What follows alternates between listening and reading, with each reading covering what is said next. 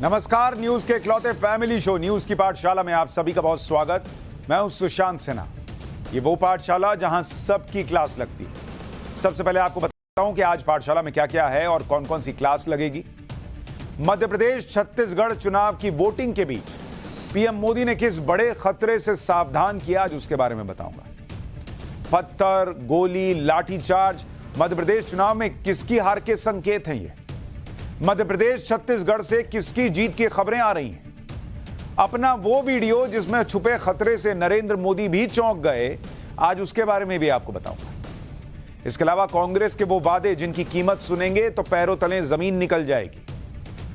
छठ पूजा से पहले केजरीवाल जी ने जादू से यमुना साफ कर दी है क्या? झाग वाली यमुना या बेदाग यमुना, दिल्ली में सच बोल कौन रहा है? इसके अलावा दिल्ली से एक और शॉकिंग न्यूज आई है। दिल्ली के पौष इलाके के कसाई डॉक्टर का चैप्टर लेकर आया हूं। पूरा अस्पताल फर्जी, डॉक्टर फर्जी, देश की सबसे शॉकिंग न्यूज आज आपको बताने वाला हूं, जरूर देखिएगा। और एक स्पेशल क्लास भी होगी आपके लिए। लेकिन पाठशाला शुरू करने से पहले रोज की तरह दिन भर की बड़ी खबरों का रिवीजन, उसके बाद पहला चैप्टर।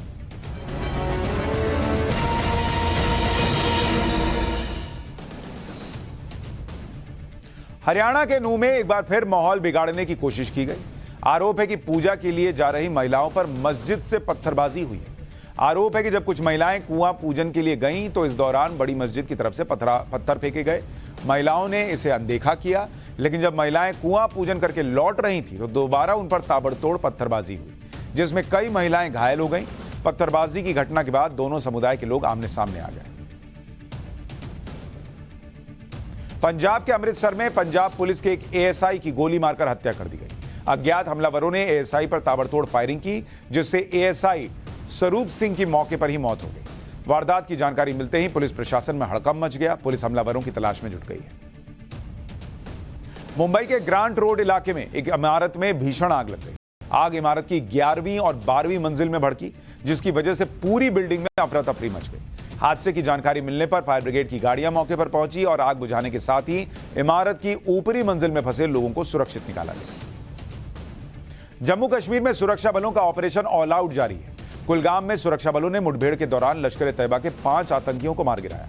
इलाके में आतंकवादियों की मौजूदगी की पुख्ता जानकारी मिलने के बाद सुरक्षा बलों ने गुरुवार को सुबह ऑपरेशन शुरू किया। फिलहाल पूरे इलाके में सुरक्षा बलों का सर्च ऑपरेशन जारी है। और दिन भर के रिवीजन के बाद अब पाठशाला की पहली क्लास।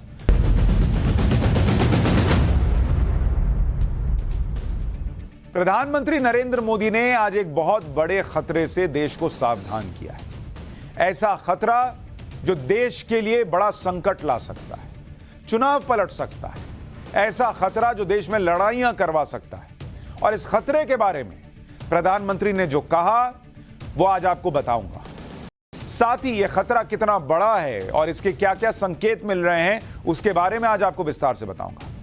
लेकिन पहले आज की सबसे बड़ी खबर, जिसके बीच पीएम ने यह सावधानी बरतने के लिए और यह खतरे से सावधान रहने के लिए कहा, उस चुनावी खबर के बारे में बता दूं। 2 राज्यों में आज वोटिंग हुई है। मध्य प्रदेश और छत्तीसगढ़ में आज वोट पड़े हैं।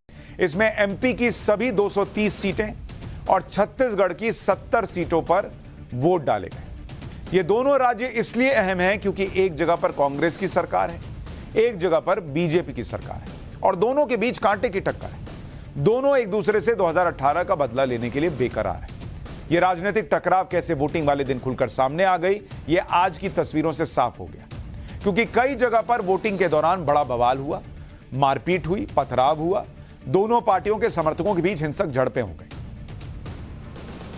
जैसे मध्य प्रदेश में मुरैना जिले की दिमनी सीट, जहां से केंद्रीय मंत्री नरेंद्र सिंह तोमर चुनाव लड़ रहे हैं, वहां बड़ा बवाल हुआ भाई। आप देखिए किस तरह से वहां पर हालात बन गए।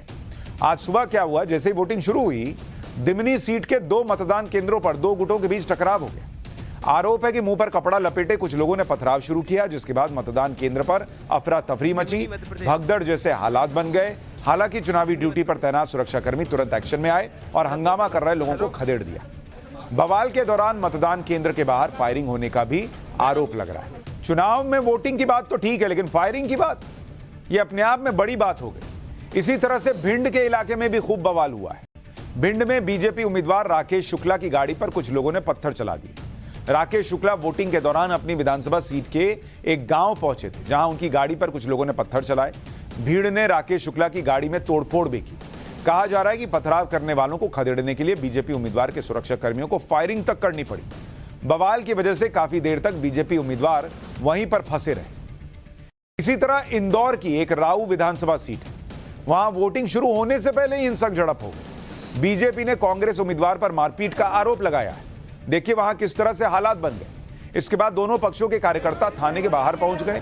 थाने के बाहर जमकर बवाल हुआ, हंगामा हुआ, एक दूसरे के खिलाफ नारेबाजी करने लग गए ये लोग। हालात आउट ऑफ कंट्रोल होता देख पुलिस ने आंसू गैस के गोले छोड़े। लाठियां भांजकर हंगामा कर रहे लोगों को वहां से खदेड़ना पड़ा, ये हालत हो। दरअसल कांग्रेस प्रत्याशी और मौजूदा विधायक जीतू पटवारी के समर्थकों पर बीजेपी के पूर्व पार्षद पुष्पेंद्र चौहान के साथ मारपीट का आरोप लगा है। विवाद की वजह मतदाताओं को शराब और दूसरी सामग्री बांटना बताया जा रहा है। आरोप है कि बीजेपी पार्षद ने जब सामग्री बांटने से रोका तो कांग्रेस के लोगों ने उनके साथ मारपीट शुरू कर दी। एक तरफ मध्य प्रदेश की कई विधानसभा सीटों से वोटिंग के दौरान हिंसक झड़प की खबरें आई, तो उधर छिंदवाड़ा में बीजेपी कार्यकर्ताओं की कमलनाथ के बेटे नकुलनाथ से तीखी बहस हो गई। दरअसल नकुलनाथ छिंदवाड़ा के बरारीपुरा में एक पोलिंग बूथ पर हो रही वोटिंग का जायजा लेने गए। जैसे ही नकुलनाथ ने पोलिंग बूथ के अंदर जाने की कोशिश की, वहां मौजूद बीजेपी नेता ने उनका रास्ता रोक दिया। इसके बाद बीजेपी कार्यकर्ताओं ने भी नकुलनाथ के पोलिंग बूथ के अंदर जाने का विरोध किया। बीजेपी ने दलील दी कि सिर्फ उम्मीदवार ही पोलिंग बूथ के अंदर जा सकता है। सुनिए वहां क्या हो रहा है। वो घूम सकता है भाई, चुनाव लड़ सकता है, वो नहीं जा सकते। नहीं भैया नहीं जा सकते, कोई भी नहीं जा सकता। चुनाव मैंने लड़ा हूँ, ठीक है। नहीं वो नहीं लड़े, उनके पिताजी लड़े, उनके पिताजी लड़ रहे चुनाव। नहीं अधिकार प्रत्याशी बस जाएगा अंदर, नहीं प्रत्याशी बस जा सकता है। विरोध बढ़ने के बाद नकुलनाथ पोलिंग बूथ के बाहर से ही लौट गए। पोलिंग बूथ पर हुए हंगामे पर नकुलनाथ ने क्या कहा है वो भी आपको सुनवाते हैं। देखिए, आज सवेरे हर चुनाव की तरह मैं पोलिंग सेंटर्स पे गया था, मतदान केंद्र पे गया था जायजा लेने। तो मैं चंदन गांव में था, मुझे फोन आया हमारे कार्यकर्ताओं की कि वार्ड नंबर 25 में जो भारतीय जनता पार्टी के पार्षद हैं वो बदतमीजी कर रहे हैं, वो महिलाओं को गाली बक रहे हैं और उनसे छेड़खानी कर रहे हैं। तो मैं वहाँ पहुँचा जायजा लेने, और वहाँ वो कह रहे हैं कि मैं मतदान केंद्र में घुसने की कोशिश कर रहा था। मैं बिल्कुल भी नहीं कोशिश कर रहा था। हमारे पोलिंग एजेंट्स वहाँ खड़े हुए थे। इनफैक्ट एक वार्ड की महिला मेरे पास आई और कहती हैं कि यहाँ का जो पार्षद है वो मुझे गाली बक रहा है और धमका रहा है।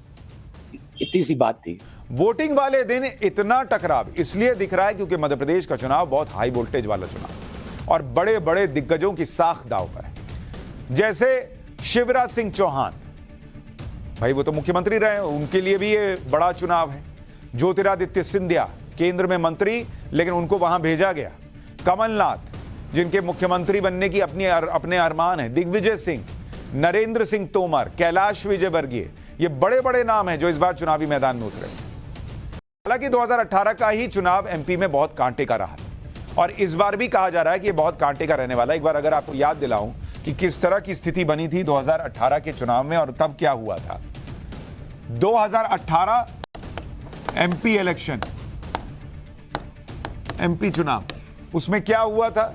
बीजेपी को आई थी 109 सीट, 109 सीट, और कांग्रेस को आई थी 114 सीट। मतलब मात्र 5 सीट का डिफरेंस था। और वोटिंग में आप देखिएगा, वोट परसेंट अगर आप देखिएगा, बीजेपी को मिले थे 41% वोट, 41%, और कांग्रेस के खाते में गए थे 40.9% वोट। मतलब सीट में मात्र 5 सीट का अंतर और वोट में बॉस 0.1% वोट का फर्क। इतना क्लोज फाइट पिछली बार हो चुका है और इसीलिए ये जो लड़ाई झगड़ा गोलीबारी मारपीट सब की खबरें आ रही हैं, संकेत है कि इस बार भी चुनाव शायद कांटे का है और इसलिए ये सब तमाशा हुआ है। इस चुनाव में दोनों पार्टियों की ताकत अलग है और दोनों का तरीका भी अलग है। जैसे कांग्रेस की उम्मीद शिवराज के 18 साल की एंटी इनकम्बेंसी पर टिकी है। इसके अलावा कांग्रेस मुफ्त के भारी भरकम वादों पर भी खेल रही है। उधर बीजेपी के पास भी लाडली बहना जैसी स्कीम है और बीजेपी की सबसे बड़ी ताकत प्रधानमंत्री नरेंद्र मोदी का चेहरा है। सबके अपने अपने जीत के दावे हैं। वोटिंग के दिन बड़े नेताओं ने क्या कहा है एक बार आपको सुनवाता हूं, फिर आगे की बात बताऊंगा। मोदी जी सबके मन में है लेकिन जनता का रिस्पांस बहुत अच्छा है।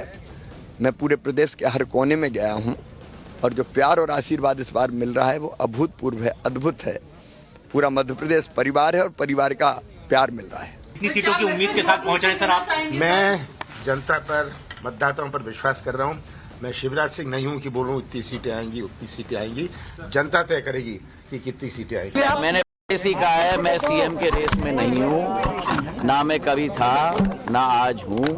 आप लोगों ने बार बार मुझे पूछा है, 2013 में भी, 18 में भी और आज भी पूछ रहे हैं। तीनों बार मैंने कहा है कि मैं सीएम के रेस में नहीं हूँ। ये रेस कुर्सी का नहीं है, ये रेस विकास का है, ये रेस प्रगति का है और ये रेस जनता का विश्वास सुनिश्चित रखने का है। कुर्सी का रेस कांग्रेस की है। हालांकि अभी तो विधानसभा चुनाव हो रहे हैं, आगे 2024 का चुनाव अभी बचा हुआ है, लेकिन चुनाव को लेकर दो बड़े खतरे सामने दिख रहे हैं। एक खतरा तो मुफ्त के वादों को लेकर है, जिसमें अब कोई पीछे नहीं बॉस, सबको मुफ्त का वादा करना है और कुर्सी ले लेनी है, भले ही अर्थव्यवस्था का कबाड़ा हो जाए। इस खतरे की बात हम लगातार करते रहे हैं, आज भी करेंगे और उस खतरे की बात करना जरूरी है, जिसका जिक्र आज खुद प्रधानमंत्री नरेंद्र मोदी ने किया है। यह खतरा है चुनावों में डीप फेक के इस्तेमाल को लेकर, और सिर्फ चुनावों में नहीं, देश में जो डीप फेक टेक्नोलॉजी है, इससे खतरा कितना बड़ा पैदा हो रहा है, आज इसके लिए प्रधानमंत्री नरेंद्र मोदी ने बोला।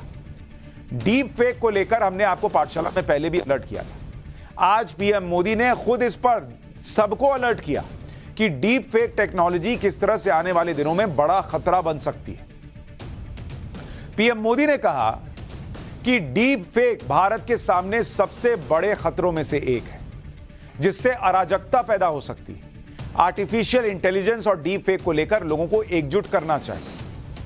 पीएम ने कहा कि उन्होंने हाल ही में अपना एक वीडियो, डीप फेक वीडियो देखा, जिसमें वो गाना गाते गरबा करते दिख रहे हैं। पीएम मोदी ने बताया कि जो लोग उन्हें पसंद करते हैं, उन्होंने ये डीप फेक वीडियो फॉरवर्ड किया।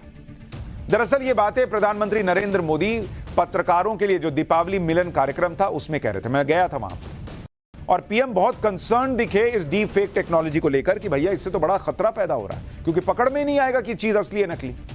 दो चीजें मुझे लगती हैं, एक आर्टिफिशियल इंटेलिजेंस के कारण और उसमें भी डीप फेक के कारण जो एक नया संकट आ रहा है, भारत का बहुत बड़ा वर्ग ऐसा है कि उसके पास वेरिफिकेशन के लिए या ऑथेंटिफाई करने के लिए कोई उसके पास पैरेलल व्यवस्था नहीं है।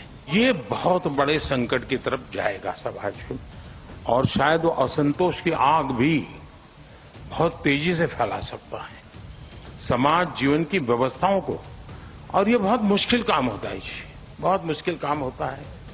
मान लीजिए कहीं कोई एक गलत चीज ने कुछ नई समस्या पैदा कर दी, अगर सरकार को वहां पहुंचना है तो डिस्टेंस भी तो मैटर करता है। अब आपको तो डिस्टेंस, समय मैटर ही नहीं करता है, तुरंत पहुंच जाता है। अगर लोगों को एजुकेट कर सकते हैं हम हमारे कार्यक्रमों के द्वारा कि आखिर है क्या, आर्टिफिशियल इंटेलिजेंस कैसे काम कर रहा है, डीप फेक क्या कर सकता है और कितना बड़ा संकट पैदा कर सकता है, और उसमें जो चाहे वो बना सकते हैं जी। मैंने अभी एक वीडियो देखा जिसमें मैं गरबे गा रहा हूं और मैं खुद भी देख रहा क्या बढ़िया बना है जबकि मैं स्कूल एज के बाद कभी मौका नहीं मिला मुझे। मैं स्कूल में बहुत अच्छा खेलता था, गरबे बहुत ही अच्छा खेलता था, लेकिन बाद में कभी मौका नहीं मिला। लेकिन अभी जैसे आज ही बनाया हुआ ऐसा वीडियो, ये आर्टिफिशियल इंटेलिजेंस की ताकत है, उसने बना के रख दिया है और चल रहा है, और जो मुझे प्यार करते हैं वो भी इसको फॉरवर्ड कर रहे हैं। उन्होंने अपने वाले वीडियो के लिए कहा कि भाई मेरा जो वीडियो आया था वो पता चल रहा था, बोले मैं खुद ही देख के हैरान रह गया कि ये क्या है, इतना रियल बना हुआ था।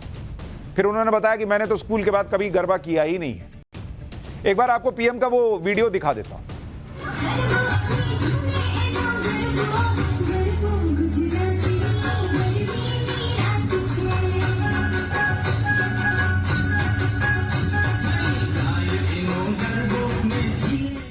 हमने पाठशाला में कुछ हफ्ते पहले बताया था कि आर्टिफिशियल इंटेलिजेंस के बड़े खतरे भी हैं और एक बड़ा खतरा है एआई के जरिए किसी की आवाज निकाली जा सकती है, किसी की तस्वीर जो है बिल्कुल हुबहू वैसी बनाई जा सकती है। और इसका एक एग्जाम्पल भी हमने बताया था कि कैसे आर्टिफिशियल इंटेलिजेंस के जरिए प्रधानमंत्री की आवाज में गाना बना दिया गया। पीएम मोदी ने इसी तरह के वीडियो आज बात भी की थी, उनको भी ऐसे वीडियो फॉरवर्ड किए गए थे। एक बार वो वाला वीडियो भी देख संभल जा जरा फिर मोहब्बत करने चला है तू दिल, यही रुक जा जरा फिर मोहब्बत करने चला। लेकिन अगर यही गलत इरादे से इस्तेमाल किया जाने लगे, किसी पर पर्सनल अटैक के लिए इस्तेमाल होने लगे, देश की संप्रभुता को भंग करने के लिए हो, दो समुदायों को लड़ाने के लिए किया जाने लगे, भाई डीफेक वीडियो बना दीजिए, किसी का भी बना दीजिए, मेरा बना दीजिए, पीएम का बना दीजिए, राहुल गांधी का भी बना दीजिए, किसी का भी बन सकता है ना कि फलाना नेता ने फलाने के बारे में देखो ऐसा बोल दिया, पता ही नहीं चलेगा। राजनीति के लिए इस्तेमाल होने लगे अगर ये सारी चीजें, तो फिर बहुत बड़ा खतरा है देश के लिए। और उसे हम अभी हो रहे चुनावों में भी देख रहे हैं। जैसे तेलंगाना चुनाव में कई डीप वीडियो की चर्चा है। जैसे कांग्रेस के नेता ए रेवनाथ रेड्डी का एक डीप फेक वीडियो वायरल हुआ। इस फेक वीडियो में वो तेलंगाना के सीएम के खिलाफ आपत्तिजनक बयान देते हुए दिखे। इसी तरह तेलंगाना के मंत्री मल्ला रेड्डी, उनका भी एक डीप फेक वीडियो वायरल हुआ जिसमें वो ये कहते हुए दिखाए गए थे कि अगर आपने केसीआर सरकार को वोट दिया तो आपको नौकरियां नहीं मिलेंगी, जबकि उन्होंने ऐसा कोई बयान ही नहीं दिया था। अब आप सोचिए, वीडियो तो वायरल हो गया, कितनों के घर में जाके बताइएगा, कितने लोग पाठशाला देखेंगे जो समझ जाएंगे कि अरे भैया ये तो झूठा वीडियो था। आधे चैनल तो युद्ध ही दिखाते हैं दिन भर, उससे तो निकलते नहीं, उनको खबर से तो लेना देना है नहीं। लेकिन जो लोग पाठशाला देखते हैं उनको पता चल गया, बाकी का क्या, उनके लिए तो उधर टीवी पे युद्ध वाले बम फूट रहे हैं, इधर मोबाइल में फूटेगा ये बम, करे मेरा नेता क्या बोल दिया। इसी तरह वाईएसआर तेलंगाना पार्टी की अध्यक्ष वाईएस शर्मिला का भी एक डीप फेक वीडियो वायरल हुआ जिसमें वो अस्पताल के बेड पर लेटे हुए दिखाई दे रही थी और लोगों को तंबाकू खाने से बचने के लिए कह रही थी। अब सोचिए, डीप फेक की ताकत एक नेता को सीधे अस्पताल पहुंचा देती या ऐसे ही किसी नेता की जुबान से ऐसा बयान वायरल करवा देती है जो उसने कभी दिया ही नहीं। और इमेजिन कीजिए कि ये कितना खतरनाक है, कितना खतरनाक। मतलब आप पॉलिटिक्स के लिए नहीं सोच सकते तो अपने घर में सोचिए कि आपके पति का किसी ने डीप फेक वीडियो बना दिया कि वो किसी लड़की के लिए जो है वो ऐसा ऐसा बोल रहा है। ला, अब वो समझा रहा कि अरे नहीं बोले, आप तलाक का कागज भेज दिए।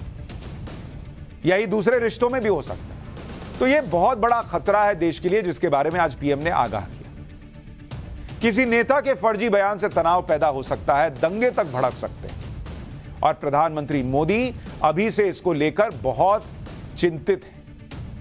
डीप फेक का इस्तेमाल करके इसी विधानसभा चुनाव में कई वीडियो वायरल किए गए। इसमें से एक वीडियो में कौन बनेगा करोड़पति शो में अमिताभ बच्चन की आवाज की नकल करके बनाया गया था ये वीडियो, और इससे एमपी में शिवराज सिंह को टारगेट किया गया था। किस तरह से ऐसे डीप फेक वीडियो अब इलेक्शन में इस्तेमाल किए जा रहे हैं, उसका यह उदाहरण देखिए।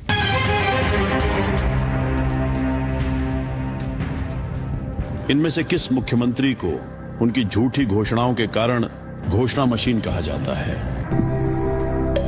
मनोहर लाल खट्टर, शिवराज सिंह चौहान और योगी आदित्यनाथ, भूपेंद्र पटेल। जी सर। इसका राइट आंसर है sir option B. Please lock option B. जो वीडियो हमने आपको दिखाया उसमें अमिताभ बच्चन की आवाज की नकल करके वीडियो बनाया गया था और देखने में ऐसा लगता है कि ये असली का वीडियो है, लेकिन ये वीडियो फेक था, deep fake video. KBC show का असली वीडियो भी हमने निकाला, इसी शो के एक हिस्से को एडिट करके फेक वीडियो बनाया गया और उसे वायरल किया गया।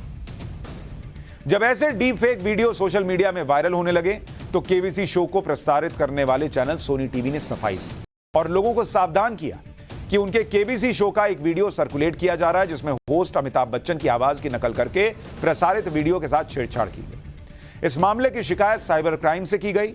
दर्शकों से अपील की जाती है कि वो इस तरह के गुमराह करने वाले वीडियो पर अलर्ट रहें और इन्हें शेयर न करें। लेकिन अब जिस दूसरे खतरे की बात हम कर रहे हैं वो खतरा मुफ्त के चुनावी वादों का है, और मुफ्त के चुनावी वादों में आजकल कोई पीछे नहीं। चुनाव जीतने के लिए कुछ भी वादे किए जा रहे हैं, मुफ्त के वादों की होड़ लगी हुई है। जैसे आप छत्तीसगढ़ का केस देख लीजिए, वहां पर लास्ट टाइम पर यानी चुनाव से कुछ दिन पहले ही कांग्रेस ने कर्ज माफी का दांव खेल दिया। लेकिन यह देखिए कि छत्तीसगढ़ जैसे राज्य में कांग्रेस ने जो मुफ्त के वादे किए, उस हर वादे का कितना खर्च आएगा। जैसे कांग्रेस ने पिछली बार की तरह इस बार भी किसानों की कर्ज माफी का वादा किया है। साल 2019 में सरकार ने 9,500 करोड़ रुपए खर्च कर 19 लाख किसानों का कर्ज माफ किया था। इस बार यह खर्च और ज्यादा बढ़ सकता है क्योंकि राज्य में रजिस्टर्ड किसानों की संख्या 25 लाख तक पहुंच गई। इसी तरह कांग्रेस ने महिलाओं के सेल्फ हेल्प ग्रुप के लिए कर्ज माफी का ऐलान किया है, जिस पर करीब 250 करोड़ रुपए सालाना खर्च होंगे। इसी तरह ट्रांसपोर्ट बिजनेसमैन की भी कर्ज माफी का ऐलान हुआ है, जिसमें 726 करोड़ रुपए का खर्च आएगा। कांग्रेस ने राज्य की हर महिला को सालाना 15,000 रुपए की आर्थिक मदद देने का भी वादा किया है। इस हिसाब से राज्य की करीब 1 करोड़ महिलाओं को हर साल 15,000 रुपए देने पर सालाना 15,385 करोड़ रुपए का खर्च आएगा। छत्तीसगढ़ में कांग्रेस सिलेंडर पर 500 रुपए की सब्सिडी देगी, जिससे सरकार पर 250 करोड़ रुपए का आर्थिक बोझ बढ़ेगा। इसी तरह 200 रुपए तक मुफ्त बिजली का भी वादा किया गया है, जिस पर कम से कम भी 3,000 करोड़ रुपए सालाना खर्च होंगे। 200 रुपए तक की मुफ्त बिजली, 200 यूनिट तक की मुफ्त बिजली। किसानों को मुफ्त बिजली का वादा किया गया है, जिस पर 1,000 करोड़ रुपए सालाना खर्च का आने का अनुमान है। छत्तीसगढ़ में तेंदुपत्ता का करने वाले ग्रामीणों को बोनस देने का वादा है। इस पर छत्तीसगढ़ में करीब 12,94,000 परिवार हैं जो तेंदुपत्ता का संग्रह करते हैं। उन्हें मिलने वाले बोनस पर 517 करोड़ रुपए का खर्च आएगा। अगर अलग अलग चुनावी वादों पर होने वाले खर्च को जोड़ दिया जाए तो हर साल छत्तीसगढ़ के सरकारी खजाने पर कितना बोझ बढ़ जाएगा, वो भी आपको बता देता हूं कि भाई आपने कह तो दिया और कुछ लोगों के लिए करना भी चाहिए जिनको जरूरत है, लेकिन इनमें से जो आप दे रहे हैं वादे, उसका खर्च क्या होगा वो भी देखिए। पहले साल खर्च कितना आएगा? पहले साल आपका बोझ छत्तीसगढ़ पर बढ़ेगा 40,000 करोड़,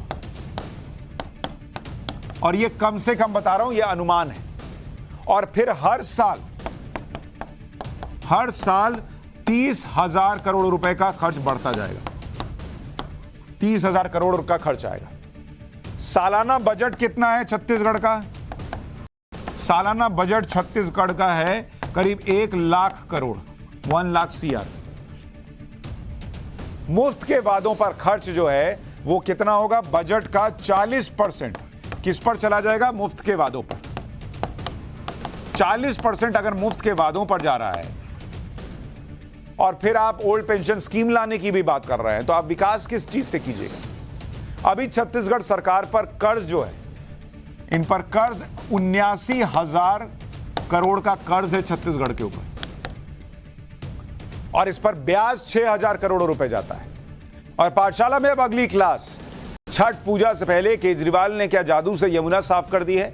झाग वाली यमुना या बेदाग यमुना? दिल्ली में सच बोल कौन रहा है?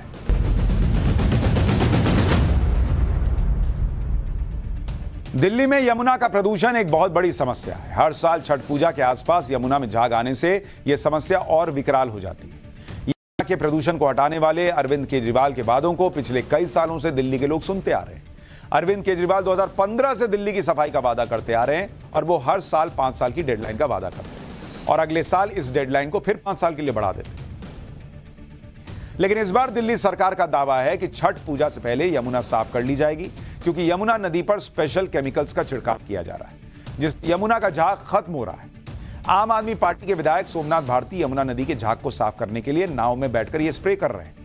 ये कल यानी 16 नवंबर का वीडियो है, जिसमें आम आदमी पार्टी यमुना की सफाई का दावा कर रही है, जबकि ठीक एक दिन पहले यमुना का यह हाल था, जिसमें झाग ही झाग दिखाई दे रहा था। लेकिन आम आदमी पार्टी इसका ऐसे प्रचार कर रही है कि यमुना से मान लीजिए प्रदूषण ही खत्म हो गया, जबकि ये टेम्पररी इलाज जैसा है कि आपने स्प्रे कर दिया और झाग थोड़ी देर नहीं दिखेगा। अब छठ पूजा के लिए इसमें डुबकी लगाई जा सकती है। छठ महापर्व शुरू हो चुका है, लेकिन हर बार सियासत इस बात को लेकर होती है कि यमुना कब साफ होगी। हालांकि दिल्ली के मुख्यमंत्री अरविंद केजरीवाल ने यह दावा किया था कि यमुना को साफ करने का भार उनके कंधों पर है, लेकिन उनके ही तमाम मंत्री यूपी और हरियाणा पर इस बात का ठीकरा फोड़ रहे हैं कि यमुना में गंदगी के लिए सभी जिम्मेदार हैं। लेकिन मैं आपको तस्वीर दिखाऊंगा सबसे पहले राजधानी दिल्ली के अंतर्गत आने वाले इस कालिंदी कुंज घाट की। और आप देखें तो यहाँ पर जो पानी उधर से गिर रहा है, ओखला बैराज के पास का ये हिस्सा है, वहां पर अगर आप देखें इस पानी के गिरने के साथ ही जबरदस्त फोमिंग प्रोसेस जो है इस पानी में शुरू हो जाता है। लेकिन बॉस, स्प्रे से झाग तो खत्म हो गया, लेकिन यमुना का पानी साफ। जो श्रद्धालु उसमें डुबकी लगाएंगे वो झाग में नहीं लगाएंगे। चलिए, वो झाग वाली फोटो नहीं आएगी, आपकी फजीहत जाएगी, लेकिन उसकी सेहत का क्या होगा, उसकी स्किन का क्या होगा जो ऐसे गंदे पानी में लोग डुबकी लगाएंगे। यमुना में झाग की सफाई को लेकर आम आदमी पार्टी ने ट्वीट करते हुए लिखा है कि Yamuna is ready for Chhath Puja, यानी छठ पूजा के लिए यमुना तैयार है। लेकिन आम आदमी पार्टी ये नहीं बता रही कि यमुना में अब भी इतना प्रदूषण है कि इसमें डुबकी नहीं लगाई जा सकती। यमुना से सिर्फ झाग हटा है, जबकि इसमें इतना प्रदूषण है कि इसका पानी छूने के लायक भी नहीं है। डुबकी लगाना तो बहुत दूर की बात है, लेकिन इसे आम आदमी पार्टी के मंत्री और नेता एक बड़ी उपलब्धि की तरह गिना रहे हैं। सुनिए दिल्ली सरकार की मंत्री आतिशी क्या कह रही है। उसको दूर करने के लिए दिल्ली जल बोर्ड द्वारा वहाँ पे जो फूड ग्रेड केमिकल्स हैं, जो एंजाइम्स हैं, उनका छिड़काव हो रहा है। छिड़काव शुरू हो गया है। कई सारी नावों में 10 नावों में छिड़काव करने वाली टीम्स ने अपना काम कल रात से ही शुरू कर दिया है। आने वाले 2 दिन में वो फोम पूरी तरह से ख़त्म हो जाएगा। लेकिन मैं उत्तर प्रदेश की सरकार से भी आग्रह करूंगी कि जो ये सारा फोम आता है ये यूपी इरिगेशन के बराज से वहाँ पर कालिंदी कुंज से आता है। तो अभी तो छठ के समय हम ज़रूर उसका अरेंजमेंट करेंगे कि दिल्ली वालों को कोई परेशानी ना हो, लेकिन मेरा यूपी की इरिगेशन से भी, यूपी की सरकार से भी आग्रह है कि वो अपना प्रदूषित पानी दिल्ली ना भेजें। उधर यमुना में प्रदूषण को लेकर अब ब्लेम गेम भी शुरू हो गया। दिल्ली सरकार की मंत्री आतिशी अब यूपी सरकार को भी यमुना में प्रदूषण के लिए जिम्मेदार ठहरा रही है। आम आदमी पार्टी का यह कहना है कि यमुना नदी पर कालिंदी कुंज बैराज यूपी सरकार के अधिकार में आता है, इसलिए प्रदूषण की जिम्मेदारी यूपी सरकार की। अरे बॉस, पिछले 7-8 साल से तो खुद अरविंद केजरीवाल ये कह रहे हैं कि वो दिल्ली की यमुना को इतना साफ कर देंगे कि दिल्ली के लोगों को डुबकी लगवा देंगे, और यमुना सफाई की जिम्मेदारी खुद अरविंद केजरीवाल ने ले रखी है। लेकिन अब आम आदमी पार्टी के लोग यमुना के प्रदूषण के लिए यूपी सरकार पर बिल फाड़ रहे हैं। आपको सोमनाथ भारती का कल का बयान और अरविंद केजरीवाल का 2 साल पुराना बयान सुनवाता हूं, जिसमें यमुना प्रदूषण को हटाने की जिम्मेदारी तय की गई थी। मैं ये देख पा रहा हूं कि जो फोम का क्रिएशन है वो कालिंदी कुंज बराज के उस तरफ बिल्कुल नहीं है, उसके इस तरफ ही है। और वो इसलिए है क्योंकि एक हाइट से गिरता है पानी। जब हाइट से पानी गिरता है तो सल्फेक्टेंट और फास्फोरस का रिएक्शन हो जाता है और वो फोम बन जाता है। ये फोम हार्मलेस है और प्रयास हम ये कर रहे हैं कि हम लोग डोजिंग करके, फूड क्वालिटी केमिकल की डोजिंग करके फोम को ख़त्म कर दें। अगर थोड़ा साथ मिल जाए सबका तो ये कोई बड़ी मुश्किल काम नहीं है। कुछ जो फैक्टर्स हमारे हाथ, जैसे कालिंदी कुंज बराज जो है हम यूपी सरकार के हाथ में है, दिल्ली सरकार के हाथ में नहीं है। तो जो फैक्टर्स हमारे हाथ में नहीं है उसका थोड़ा सा हमें साथ चाहिए होता है। इसलिए इस बार हम लोग हर प्रकार से प्रयास ही कर रहे हैं कि सारे फैक्टर्स हमारे हाथ में रहे। यमुना में चाहे हरियाणा से आ रहा है, चाहे यूपी से आ रहा है, चाहे कहीं से आ रहा है, यमुना को साफ करने की जिम्मेदारी मेरी है। I will not pass blame to anyone. ये 70 साल की प्रॉब्लम है, ये 2 दिन की प्रॉब्लम नहीं है। यमुना में प्रदूषण को लेकर अरविंद केजरीवाल पिछले 8 साल से सिर्फ भरोसा दे रहे हैं, लेकिन यह भरोसा अब तक पूरा नहीं हो पाया। आज आपको यमुना में प्रदूषण का क्या हाल है यह भी बता देता हूं। अगस्त 2023 में एक आरटीआई से मिली जानकारी के मुताबिक पिछले 1.5 साल में दिल्ली में 10% सीवेज जनरेशन बढ़ा है, यानी यमुना में सीवर का पानी 10% ज्यादा आ रहा है। इसके अलावा बिना ट्रीटमेंट किए सीवेज का पानी जो सीधे यमुना में बहाया जा रहा है उसका स्तर भी 22% बढ़ गया है। जबकि नियम यह है कि किसी भी यमुना में सीवेज के गंदे पानी को साफ किए बिना बहाया नहीं जा सकता। 2017 से 2022 के दौरान निजामुद्दीन पुल पर बीओडी यानी बायोलॉजिकल ऑक्सीजन डिमांड का लेवल 23 मिलीग्राम प्रति लीटर से बढ़कर 100 मिलीग्राम प्रति लीटर हो गया। बीओडी से नदी में प्रदूषण का स्तर नापा जाता है। इसके अलावा दिल्ली के ओखला बैराज पर बीओडी का स्तर 26 मिलीग्राम प्रति लीटर से बढ़कर 69 मिलीग्राम प्रति लीटर हो गया है। यानी दिल्ली के अंदर बह रही यमुना में प्रदूषण का स्तर लगभग 3 गुना बढ़ चुका है। और ये लोग झाग हटाकर बहुत खुश हैं। बता नहीं रहे कि वो श्रद्धालु जब उसमें इस गंदी यमुना में जो नाले के पानी से कम नहीं है, जो उसकी स्थिति है, जिसको साफ होना चाहिए, उसको नाले की तरह का पानी उसमें बह रहा है, उसमें डुबकी लगवा रहे हैं छठ व्रतियों। और झाग खाली साफ हो गया था, बहुत अच्छा चकाचक हो। खुद लगाएंगे डुबकी केजरीवाल जी। यहां आपको बता दूं कि नहाने के लिए पानी में बीओडी का लेवल 3 होना चाहिए, 3। अब आप अंदाजा लगाइए कि 60 BOD वाले पानी में डुबकी लगाकर आपका क्या हाल हो सकता है। जो लोग सफाई की बात कर रहे हैं उनसे पूछिए कि वही लोग जाके डुबकी लगाएंगे इस यमुना में, रोज नहाएंगे कम से कम 1 महीना इस यमुना के पानी से, तुरंत पता चल जाएगा कितनी यमुना साफ हुई है। अरविंद केजरीवाल 2015 से यमुना की सफाई का वादा कर रहे हैं। वो हर साल इस वादे को दोहराते भी हैं, लेकिन उनके ही कार्यकाल में प्रदूषण घटने की बजाय बढ़ रहा है। सुनिए यमुना सफाई को लेकर अरविंद केजरीवाल के बारे। यमुना को साफ किया जाएगा, यमुना साफ कर सकते हैं, यमुना हमारे लिए पवित्र नदी है। तो दिल्ली को प्रदूषण से मुक्ति दिलाएंगे और उसी में यमुना को भी प्रदूषण से मुक्ति दिलाएंगे। यमुना को साफ किया जाएगा और जैसा मैं अक्सर कहता हूं कि 5 साल तो लगेंगे, लेकिन 5 साल के अंत में आप सबको यमुना में डुबकी तो जरूर लगवा दूंगा मैं। चुनाव के वक्त मैंने दिल्ली के लोगों से 5 साल मांगे थे। मैंने कहा अगले चुनाव में मैं खुद डुबकी लगाऊंगा यमुना के अंदर, आप सब लोगों को साफ पानी में डुबकी लगवा दूंगा, नहीं तो वोट मत देना मेरे को। तो मेरे को थोड़ा टाइम दीजिए, we are working on it. हर 15 दिन में मैं रिव्यू ले रहा हूं। यमुना सफाई को लेकर अरविंद केजरीवाल के वादों को सिर्फ तारीख उनकी बदलती है, मंच बदलते हैं, लेकिन यमुना का प्रदूषण स्तर वहीं का वहीं है। अब तक छठ के पावन त्योहार पर प्रेशर बढ़ता है तो दिल्ली सरकार यमुना से झाग हटाकर इसकी वाहवाही लेने की कोशिश कर रही है, लेकिन कड़वी सच्चाई यही है कि यमुना आज भी डुबकी लगाने लायक स्थिति में नहीं। बस झाग नहीं है तो फोटो खींचेगा तो झाग नहीं आएगा, बस हो गया, इतना ही तो है।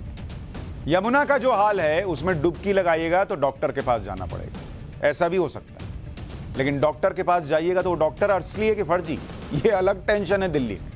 पाठशाला में अब अगली क्लास जिसमें दिल्ली के पॉश इलाके के स्थायी डॉक्टर का चैप्टर, पूरा अस्पताल फर्जी, डॉक्टर फर्जी। देश की सबसे शॉकिंग न्यूज सुनिए अब।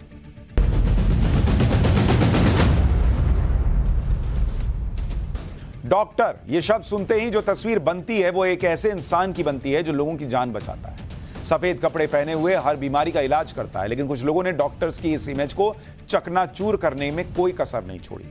दिल्ली के पॉश इलाके ग्रेटर कैलाश में एक मेडिकल सेंटर में सालों से ऐसा खेल खेला जा रहा था जिसमें कई मरीजों की जान चली गई। जब इसका खुलासा हुआ तो पूरी दिल्ली हैरान रह गई। बात सिर्फ फर्जी डॉक्टर की नहीं, बल्कि यहां तो पूरा मेडिकल सेंटर का सेटअप ही फर्जी निकला, पूरा मेडिकल सेंटर ही फर्जी। ये पूरी कहानी इतनी शॉकिंग है, हैरान करने वाली है कि यकीन नहीं होता कि दिल्ली के पॉश इलाके में इस तरह का खेल चल रहा है। ग्रेटर कैलाश में इस पूरे फर्जीवाड़े के किरदारों से पहले आपको मिलवाता हूं। इसमें एक है डॉक्टर नीरज अग्रवाल, जो कि MBBS बताता है, अग्रवाल मेडिकल सेंटर का मालिक है।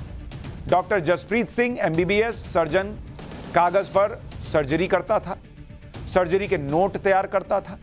महेंद्र सिंह लैब टेक्नीशियन, मरीजों की सर्जरी करता था, यह आरोप है। बिना डिग्री बिना अनुभव सर्जरी करने का आरोप है। पूजा अग्रवाल डॉक्टर नीरज अग्रवाल की पत्नी, असिस्टेंट का काम करती थी, मेडिकल प्रैक्टिस का कोई अनुभव नहीं, यह भी आरोप लग रहा है। आप सोच रहे हैं, आप सोच रहे हैं आप इलाज के लिए जा रहे हैं, यहां सब भैया अपना चाकू छुरी चला रहे बिना अनुभव के, बिना किसी पढ़ाई के। इन चारों को पुलिस ने गिरफ्तार कर लिया है, जिसके बाद ग्रेटर कैलाश के लोगों ने राहत की सांस ली। दिल्ली के इन फर्जी डॉक्टर्स का राज कैसे खुला और पुलिस कैसे इन तक पहुंची, वो भी सुनिए। अग्रवाल मेडिकल सेंटर के खिलाफ पहली शिकायत साल 2022 में हुई। तब अग्रवाल मेडिकल सेंटर में एक प्रेग्नेंट महिला की सर्जरी हुई थी। महिला को डिलीवरी के लिए एडमिट किया गया और बिना सर्जरी के बच्चा पैदा हुआ। बच्चे के जन्म के बाद महिला की सर्जरी की गई, जिसके बाद महिला की मौत हो गई। महिला के परिजनों ने अग्रवाल मेडिकल सेंटर के खिलाफ शिकायत की। पुलिस की जांच के बाद फर्जी सर्जन और पूरे फर्जीवाड़े का खुलासा हुआ। जांच में पता चला कि डॉक्टर नीरज अग्रवाल और उनकी पत्नी के खिलाफ 9 शिकायतें की गई थी। मेडिकल सेंटर में मरीजों की मौत सर्जरी करने के बाद ही होती थी। अग्रवाल मेडिकल सेंटर के खिलाफ कई मरीजों के परिजनों ने शिकायत की और अब जब सभी आरोपी गिरफ्तार हो गए हैं तो लोग राहत की सांस ले रहे हैं। दिल्ली के बेहद पॉश इलाके ग्रेटर कैलाश में एक नर्सिंग होम का पुलिस ने खुलासा किया है, जहां पे फर्जी डॉक्टर सर्जरी किया करते थे, जिस कारण यहां पे लोगों की मौत हुआ करती थी। पुलिस को ऐसी कंप्लेंट मिली, जिसकी पुलिस ने जांच की तो पता लगा यहां पे एक बड़ा रैकेट चल रहा है। जो फर्जी डॉक्टर्स हैं वो एक यहां पे रैकेट चला रहे हैं, जो सर्जरी के नाम पर बड़े डॉक्टर से सर्जरी के नाम पर टेक्नीशियन से सर्जरी करवाया करते थे। तो ये RWA के मेंबर हैं राजीव जी और जय नारायण, ये हमारे साथ राजपाल जी हैं जो निगम पार्षद है, और इनके घर के अंदर ऐसा हादसा हुआ है कि जो इनके भाई थे जय नारायण यहाँ पर पथरी का ऑपरेशन कराने के लिए आए थे, और लेकिन यहाँ पर उनकी डेथ हो गई।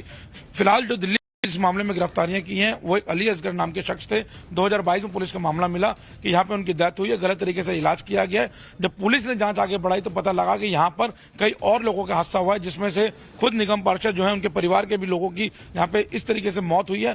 फिलहाल 4 लोगों को गिरफ्तार किया गया, जिसमें डॉक्टर नीरज अग्रवाल जिनका क्लिनिक है, उनकी धर्मपत्नी पूजा, टेक्नीशियन महेंद्र और एक जसप्रीत नाम के सर्जन है, जिनके लेटर हेड पे जो टेक्नीशियन है वो यहाँ पर ऑपरेशन किया करते थे। फिलहाल पुलिस आगे की जांच कर रही है। पुलिस ने मेडिकल काउंसिल को लेटर भेजा है कि यहाँ का लाइसेंस कैंसिल किया जाए और आगे की जांच जारी है। पुलिस का कहना है इन चारों आरोपियों को पुलिस रिमांड पर लेकर आगे की पूछताछ की जाएगी।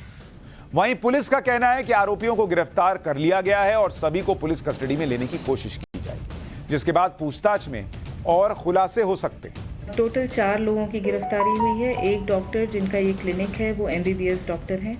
दूसरे डॉक्टर वो सर्जन हैं, पर वो सर्जरी में कभी रहे नहीं हैं। सर्जरी नोट्स उनके ज़रूर हैं, पर सर्जरी उन्होंने कभी की नहीं। और 2 ऐसे लोग हैं जिनको कि एज डॉक्टर्स प्रेजेंट किया गया, पर वो डॉक्टर्स नहीं थे। एक लैब टेक्नीशियन के तौर पे काम करता था और दूसरी लेडी एट द रिसेप्शन काम करती थी, बट इनको एज डॉक्टर्स इंट्रोड्यूस कराया गया। अग्रवाल मेडिकल सेंटर के मालिक डॉक्टर नीरज अग्रवाल ने बड़ी चालाकी के साथ पौष इलाके ग्रेटर कैलाश में अपना काम शुरू किया। जो जानकारी मिली है उसके मुताबिक नीरज अग्रवाल पहले सफदरजंग अस्पताल में नौकरी करता था। सफदरजंग में काम करने के दौरान नीरज का संपर्क कई लोगों से हुआ। सफदरजंग से नौकरी छोड़ने के बाद नीरज ने अग्रवाल मेडिकल सेंटर खोला। आरोप है कि सफदरजंग अस्पताल से मरीजों को अग्रवाल मेडिकल सेंटर रेफर किया जाने लगा। नीरज अग्रवाल ने डॉक्टर जसप्रीत को भी अपने साथ जोड़ लिया। अग्रवाल मेडिकल सेंटर में डॉक्टर जसप्रीत का लेटर हेड मिला है। इसी लेटर हेड पर मरीजों का ट्रीटमेंट और सर्जरी की बात लिखे होने का आरोप है। यानी डॉक्टर जसप्रीत के नाम पर सर्जरी की रिकमेंडेशन की जाती थी। डॉक्टर जसप्रीत मरीजों की सर्जरी के नोट्स तैयार करता था और डॉक्टर जसप्रीत की जगह महेंद्र मरीजों की सर्जरी कर देता था। सोचिए ये कितना खतरनाक खेल चल रहा है। आदमी जा रहा ठीक होने, पहुंच रहा है ऊपर। अग्रवाल मेडिकल सेंटर में एक सर्जन के लेटर हेड पर प्रिस्क्रिप्शन बनाया जाता था और सर्जरी करता था लैब टेक्नीशियन। इसी वजह से यहां पर ज्यादातर मरीजों की मौत सर्जरी के बाद हुई। अग्रवाल मेडिकल सेंटर का मकसद सिर्फ पैसा कमाना था और इसके लिए पूरा गैंग मिलकर काम करता था। डॉक्टर नीरज अग्रवाल एक गैंग की तरह मेडिकल सेंटर चलाता था। दिल्ली के सरकारी और प्राइवेट अस्पतालों के बाहर नीरज अग्रवाल के लोग मौजूद रहते थे।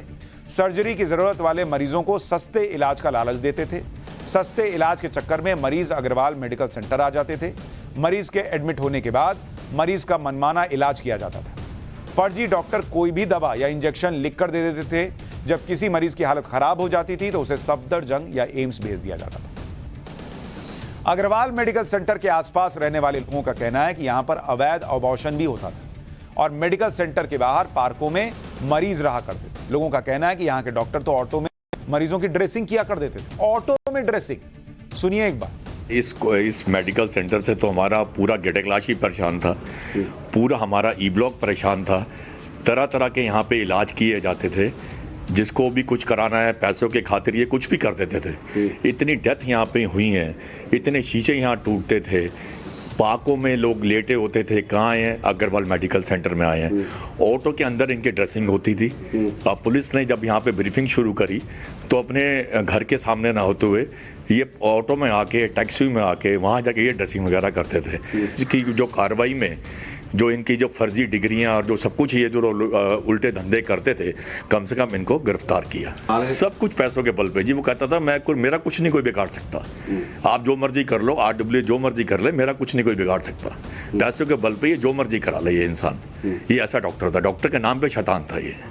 अग्रवाल मेडिकल सेंटर की आड़ में एक गैंग काम कर रहा था जहां पैसे के लिए मरीजों की जान से खिलवाड़ किया जाता था। पुलिस इस मामले की गंभीरता से जांच कर रही है। पुलिस अग्रवाल मेडिकल सेंटर से जुड़े 7 मामलों की जांच कर रही है। मृतकों के रिश्तेदारों को जांच में शामिल होने के लिए भी कहा गया है। पुलिस ने अस्पताल से 2 रजिस्टर भी सीज किए। इन रजिस्टर में वहां भर्ती हुए 400 से ज्यादा मरीजों की डिटेल और प्रिस्क्रिप्शन स्लिप है। पिछले 5 सालों में अस्पताल में कितने मरीज भर्ती हुए, पुलिस इसकी भी जांच कर रही है। दिल्ली के ग्रेटर कैलाश की यह घटना आंख खोलने वाली है, क्योंकि भारत में इलाज के नाम पर अक्सर मरीज किसी पर भी भरोसा कर लेते हैं। ये भी नहीं चेक करते कि जिस डॉक्टर के पास जा रहे हैं उसके पास कौन सी डिग्री है। अच्छा, क्या चेक करेंगे भाई? उनको लगता है डॉक्टर सही बोल रहा होगा। ऐसा केस सामने आता तब ना आंख खुलता है। भारत में हर साल मेडिकल प्रोफेशन में ऐसे कई फर्जीवाड़े पकड़े जाते हैं। कितने ही मुन्ना भाइयों को जेल भेजा गया है। यानी सरकारें ये बात समझ रही हैं कि मेडिकल प्रोफेशन में इस तरह के लोगों की कोई जगह नहीं। इसी के साथ भारत में मेडिकल सेक्टर में सुधार भी हुआ है। भारत में प्रति 834 लोगों पर एक डॉक्टर है, जो WHO के 1000 लोगों पर एक डॉक्टर के स्टैंडर्ड से बेहतर है। साल 2022 तक देश में 13,08,009 रजिस्टर्ड एलोपैथिक डॉक्टर थे। देश में 34.33 लाख रजिस्टर्ड नर्सिंग पर्सनल थे और 13 लाख हेल्थ केयर प्रोफेशनल। लेकिन अभी भी बहुत काम करने की जरूरत है। इंडिया स्पेंड की रिपोर्ट के मुताबिक देश में करीब 5 लाख डॉक्टर्स की अभी भी कमी है। सामुदायिक स्वास्थ्य केंद्रों में स्पेशलिस्ट डॉक्टर्स की 83% कमी है। अगले 5 साल तक हर साल 100 मेडिकल कॉलेज खोलें तो 2029 तक देश में पर्याप्त डॉक्टर होंगे। आबादी और डॉक्टर अनुपात में भारत कई देशों से पीछे। ऑस्ट्रेलिया में प्रति 1000 आबादी पर 5.5 डॉक्टर है। ब्रिटेन में यह अनुपात 3.2 का है और अमेरिका में 2.6 का। अब ऐसे हालात में डॉक्टर नीरज अग्रवाल जैसे लोग मेडिकल प्रोफेशन को बदनाम करते हैं तो भारत के मेडिकल इंफ्रास्ट्रक्चर को भी धक्का लगता है। और पाठशाला में अब वक्त है रिवीजन का। आप सबके फेवरेट चैप्टर आज हम आपके लिए रिवीजन के लिए लाए हैं। बहुत लोगों ने कहा ये चैप्टर फिर से देखना चाहते हैं। वो चैप्टर जिसे दर्शकों ने बहुत ज्यादा प्यार दिया, पसंद किया और कई लोगों ने मुझे मैसेज किया कि इस चैप्टर को दोबारा दिखाया जाए। तो आइए देखते हैं वो चैप्टर।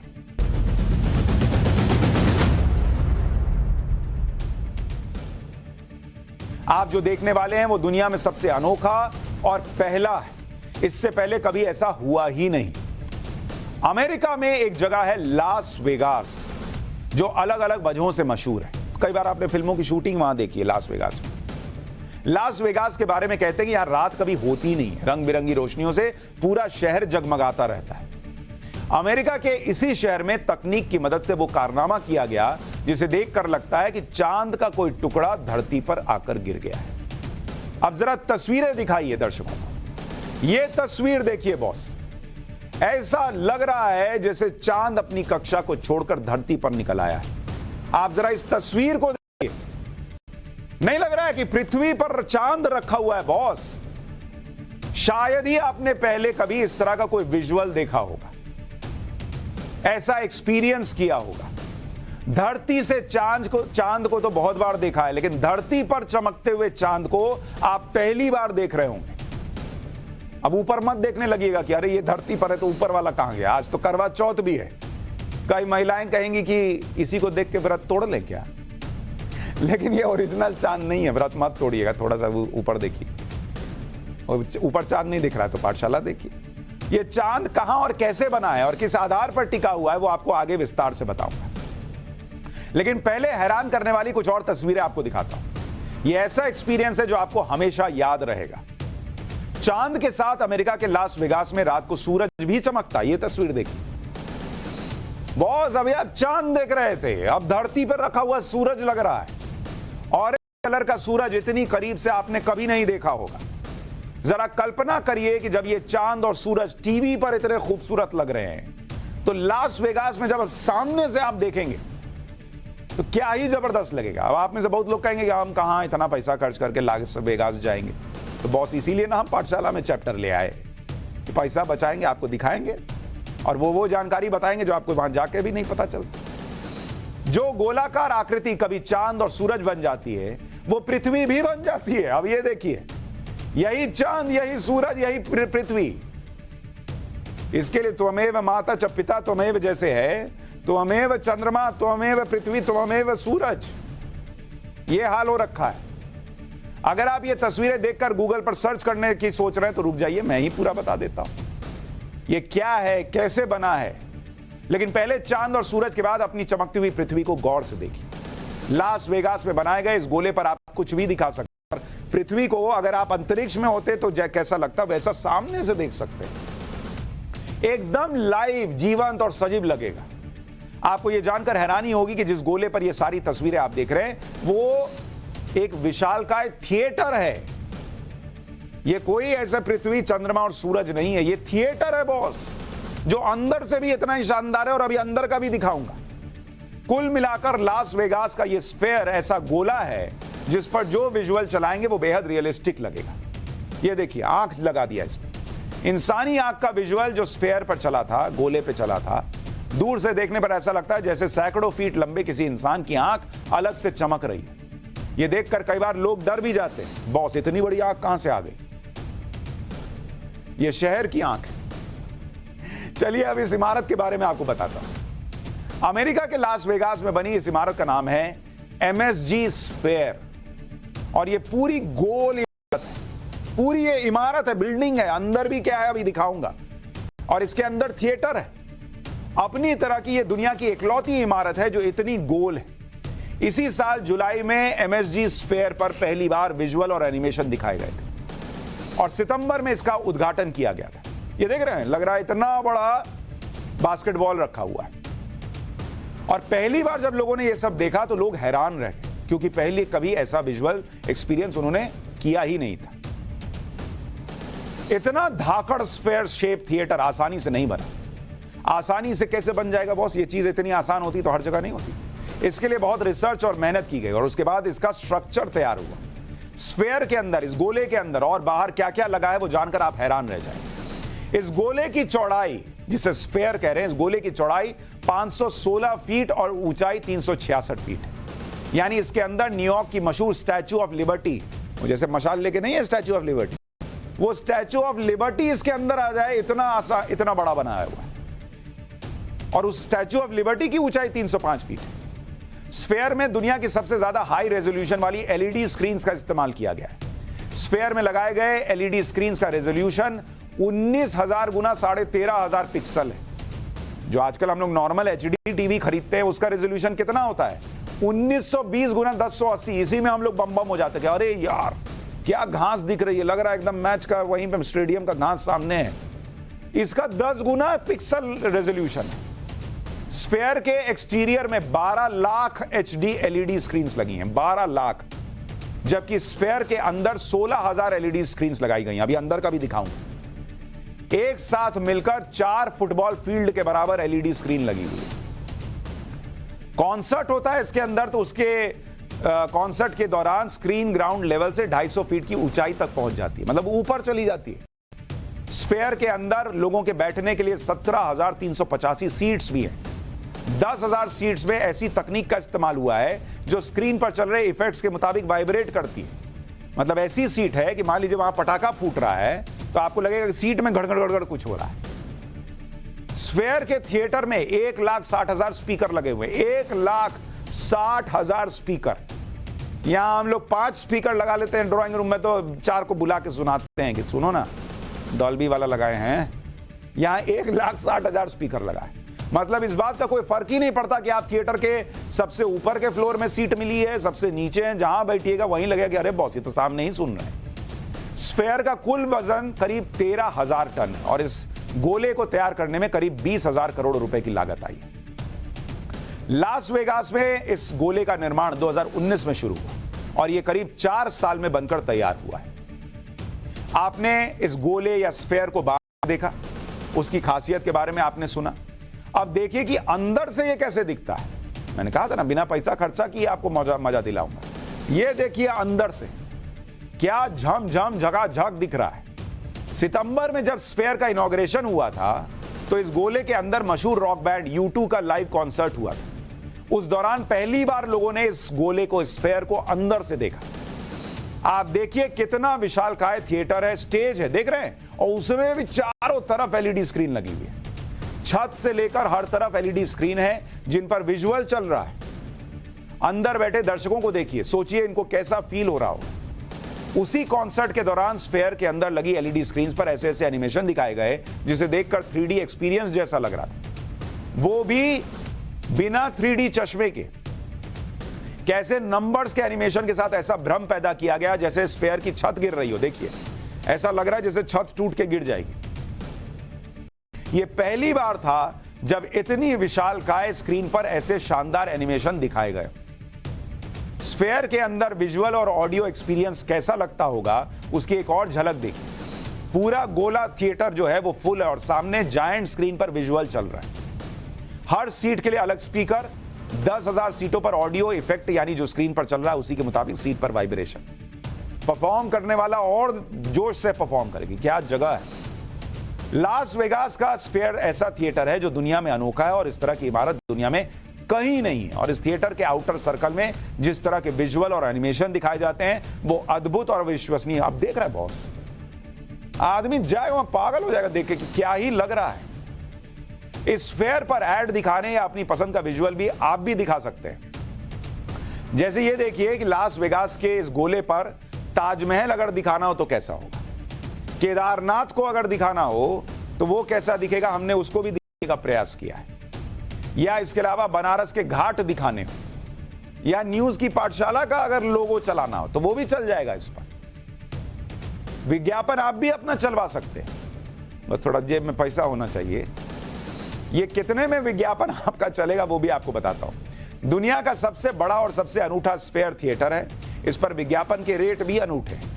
इस पर चलने वाले विज्ञापन का रेट जानेंगे तो आप हैरान रह जाएंगे। पिछले दिनों एमएसजी स्फेयर पर चलने वाले विज्ञापन के जो रेट्स मीडिया में लीक हुए, ये मीडिया में लीक रिपोर्ट्स के मुताबिक है, उसके हिसाब से लास वेगास के इस स्फेयर थिएटर में एक दिन का विज्ञापन चलाना है तो 4 करोड़ रुपया लगेगा बॉस।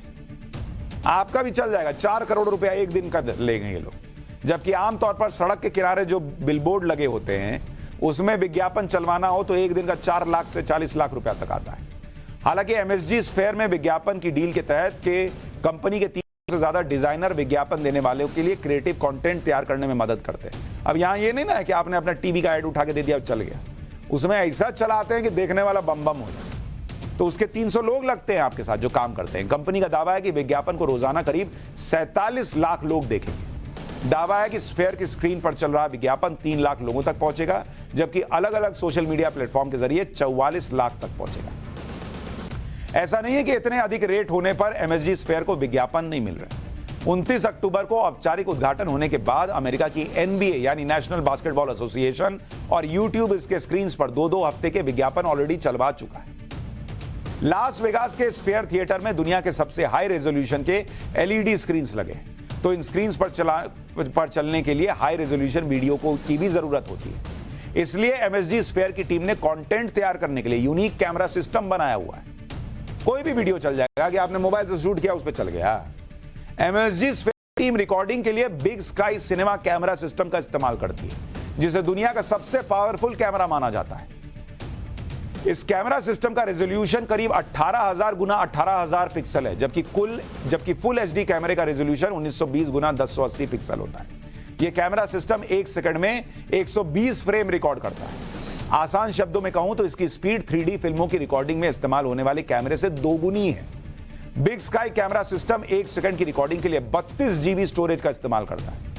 मतलब 1 सेकंड का वीडियो बनाएगा तो 32 GB का डेटा स्टोरेज चला जाता है, यानी 1 मिनट की रिकॉर्डिंग के लिए करीब 2000 GB स्टोरेज की जरूरत पड़ती है। तब ना वो लोग 4 करोड़ ले रहे हैं एक दिन का ऐड चलाने का।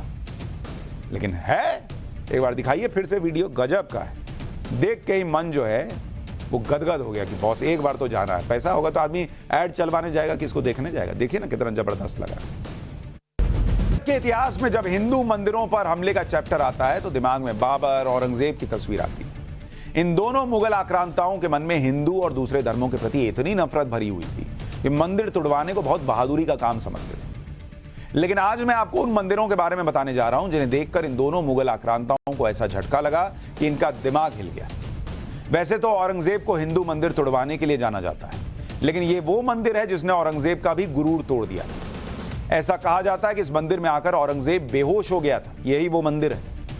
यह मध्य प्रदेश के खजुराहो का मतंगेश्वर महादेव मंदिर है और यहां 9 फीट ऊंचा शिवलिंग भी है। ये शिवलिंग देखिए, ये अपने आप में जबरदस्त है। इस शिवलिंग को देश के सबसे बड़े शिवलिंगों में से एक माना जाता है। 10वीं शताब्दी में निर्माण किए गए इस मंदिर में भगवान शिव को रौद्र रूप यानी क्रोधित मुद्रा में दिखाया गया है। इस शिवलिंग को सिद्धि मूर्ति और सशक्त के तौर पर पूजा जाता है। लेकिन 16वीं शताब्दी में जब औरंगजेब ने इस इलाके में हमला किया तो इस दौरान मतंगेश्वर महादेव मंदिर में आकर वो बेहोश हो गया। ऐसा कहा जाता है कि इस मंदिर पर हमले के बाद औरंगजेब की बुद्धि ठिकाने पर आ गई और उसने मंदिर को लेकर कुछ ऐलान कर दिया। माना जाता है कि मतंगेश्वर महादेव मंदिर पर हमला करने के दौरान औरंगजेब कुछ देर के लिए बेहोश हो गया था और जब उसको होश आया तो उसने इस मंदिर की आध्यात्मिक शक्ति को माना। अब कुछ बेहोश हुआ तो कुछ देखा होगा तो उसने कहा कि बॉस ये तो जबरदस्त मंदिर है। दावा यह भी किया जाता कि बाद में औरंगजेब ने यह ऐलान कर दिया कि मंदिर में पूजा के लिए आवश्यक वस्तुओं का खर्च शाही खजाने से किया जाएगा। मतलब जो आदमी मंदिर तोड़वाता था वो मंदिर के लिए खर्चे के लिए पैसा देने को तैयार हो गया बेहोश होने के बाद। इसलिए यह कहा जाता है कि इस मंदिर ने औरंगजेब की बुद्धि ठीक कर दी थी। हालांकि हिंदू मान्यताओं के अनुसार इस मंदिर की बहुत मान्यताएं हैं। मतंगेश्वर महादेव मंदिर का निर्माण 920 ईस्वी में चंदेला राजा हर्षवर्मन ने किया था। पौराणिक कथाओं के अनुसार भगवान शंकर के पास मरकत मणि थी जिसे शिव जी ने पांडवों के भाई युधिष्ठिर को वरदान के रूप में दिया था। युधिष्ठिर के पास से यह मणि मतंग ऋषि तक पहुंची और उन्होंने उसे चंदेला राजा हर्षवर्मन को सौंप दिया। लेकिन राजा हर्षवर्मन ने इस मणि की सुरक्षा को देखते हुए इसे जमीन में दबा दिया और इसके ऊपर विशाल शिवलिंग का निर्माण करवाया। यह शिवलिंग 9 फीट जमीन के अंदर और 9 फीट जमीन के बाहर है। इस शिवलिंग का व्यास यानी घेरा जो है वो लगभग 4 फीट का है और शिवलिंग को मृत्युंजय महादेव के नाम से भी लोग जानते हैं। इतिहासकारों के मुताबिक खजुराहो में किसी समय 85 मंदिर होते थे, लेकिन अब कुछ ही मंदिर बचे हैं। पुरातत्व मंदिरों में मतंगेश्वर महादेव का ही एक ऐसा मंदिर है जहां आज भी पूजा पाठ होता है। पाठशाला में अब किस्सा सुना। वर्ल्ड कप के दौरान टीम इंडिया के खिलाड़ियों की कलाई पर एक खास तरह का बैंड नोटिस किया जा रहा है। खास तौर पर विराट कोहली तो लगातार इस बैंड का इस्तेमाल कर रहे हैं। आज पाठशाला में इस बैंड का किस्सा आपको सुनाता हूं। यह एक वूप कंपनी का फिटनेस बैंड है जिसमें कोई डिस्प्ले नहीं होता, बल्कि ये मोबाइल फोन से कनेक्टेड रहता है और सारी जानकारी फोन पर मौजूद ऐप से मिलती है। स्क्रीन ना होने की वजह से इसे यूज करने वाले खिलाड़ी को किसी तरह का डिस्ट्रैक्शन भी नहीं होता। आमतौर पर फिटनेस बैंड की एक्यूरेसी बहुत ज्यादा नहीं होती, लेकिन इस बैंड की एक्यूरेसी लगभग 99% बताई जाती है। यह बैंड खिलाड़ियों की सभी एक्टिविटी को मॉनिटर करता है, जैसे calorie burn, sleep, stress level, pulse rate वगैरह। एक मैच के दौरान खिलाड़ी के शरीर पर कितना स्ट्रेस पड़ रहा है इस बैंड के जरिए यह भी पता लग जाता है, जिसके इस्तेमाल से किसी भी खिलाड़ी पर ज्यादा वर्क प्रेशर नहीं बढ़ने दिया जाता। इससे टीम के खिलाड़ियों में इंजरी की समस्या पर काफी हद तक काबू पाया जा सकता है। आईसीसी ने प्लेयर्स पर ग्राउंड पर मैच के दौरान किसी भी कम्युनिकेशन वाले डिवाइस के इस्तेमाल पर बैन लगा रखा है, लेकिन वूप के इस फिटनेस बैंड पर स्मार्ट वॉच की तरह कोई मैसेज, कॉल या कोई दूसरा नोटिफिकेशन तो आता नहीं। यही वजह है कि इस बैंड को वर्ल्ड कप में प्लेयर पहन पा रहे हैं।